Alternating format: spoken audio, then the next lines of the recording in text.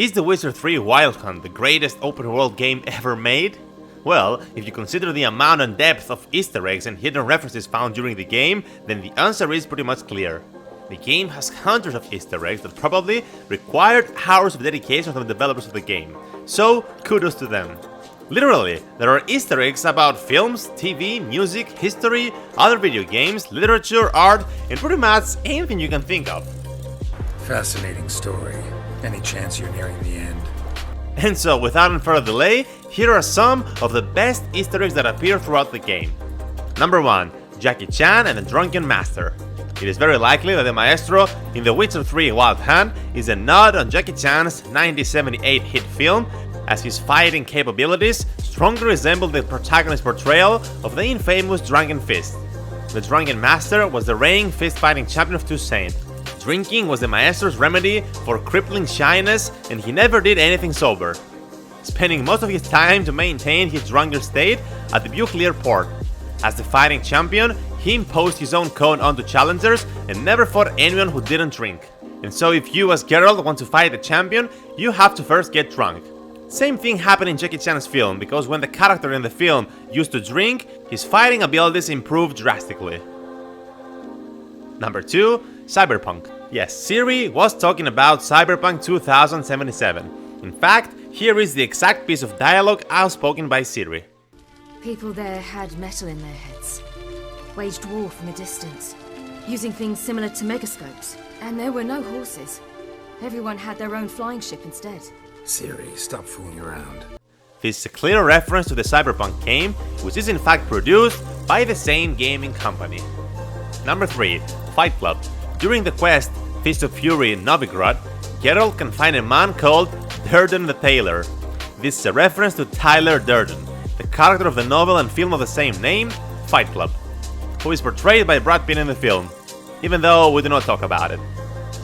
Number 4. Game of Thrones.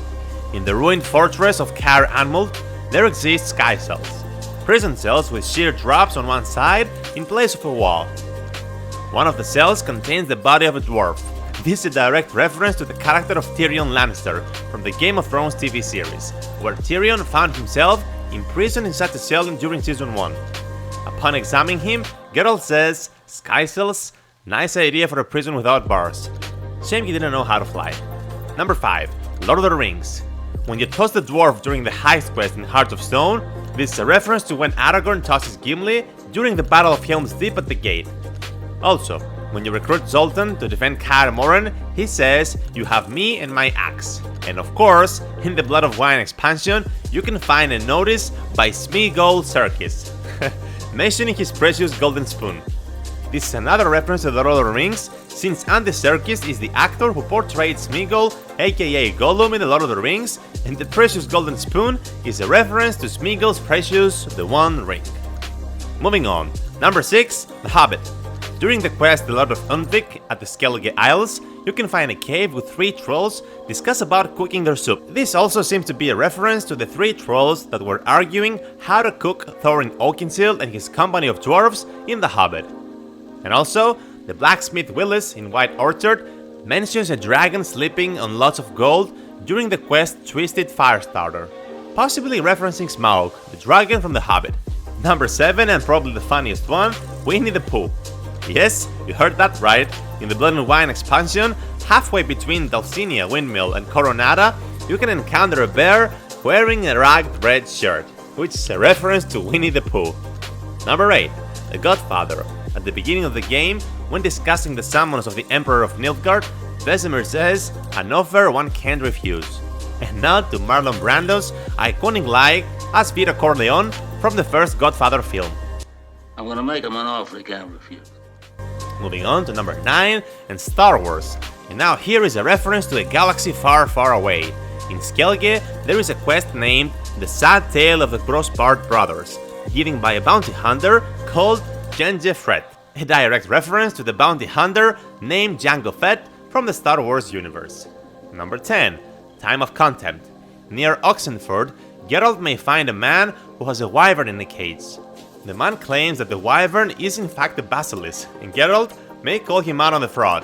This encounter harks back to a scene from the 4th book of the Witcher series, Time of Concept, during which Ciri meets a man trying to pass off a wyvern for a basilisk in Gor's Velen. Number 11. The 12th Task of Asterix. The Blood and Wine expansion quest, named Paper Chase, involved getting an A38 permit through a long and tedious process.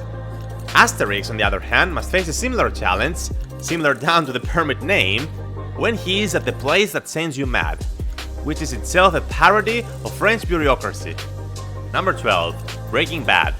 An achievement called Let's Cook is awarded for learning 12 portion formulae, and of course the name references a well-known quote from the show. Also, behind an illusion in a cave north of Novigrad, there is a laboratory with a skeleton, holding a document called Alchemist's Notes.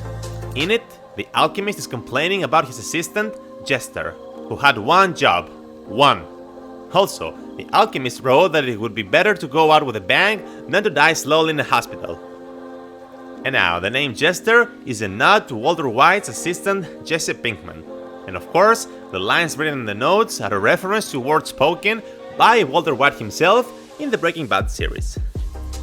Number 13. 127 Hours.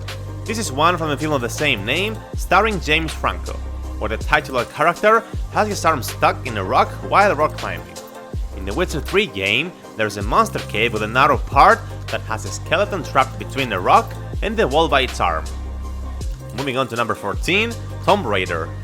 During the quest Turn and Face the Strange, after investigating, Geralt would find out a certain, small-framed, agile Tomb Raider that had already recovered the diary of Professor Moreau, while successfully avoiding all the traps. There is a column she used to zip line across, leaving behind her bow and her climbing gear in the process. This is of course a reference to Lara Croft of the Tomb Raider game series, where Lara often uses zip lines to move around, and the main weapon of choice is a bow and arrows. And the last one, number 15, Fast and Furious. There is an achievement awarded for winning all horse races in the game, and it's called Fast and Furious. And so these are all the Easter eggs that I found interesting, and I'd like to say again that there are literally hundreds of hidden details, Easter eggs and references that you can find while playing the game. It's amazing how after all these years since its release, The Witcher 3 Wild Hunt proves why it holds the title of one of the best open world games ever made. Let me know in the comments which of these Easter eggs you've never found before. Until the next one, have an amazing time and I'll see you all later.